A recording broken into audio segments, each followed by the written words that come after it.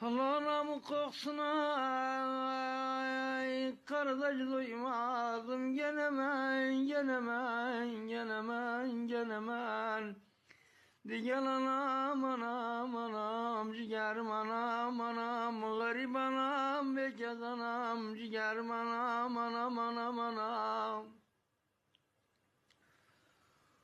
Onu çağırayım,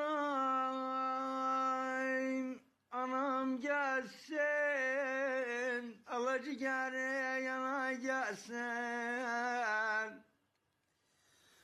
Öyle yazlayın yalan eyniyem, alan eyniyem. Allah içeriden ves yanalım gelsin, sene yalan gelsin.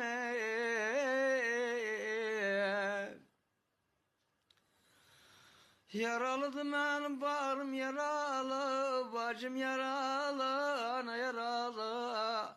Allah bu dert çekilmiyor gel anam. Ciğerim anam. Bacım anam.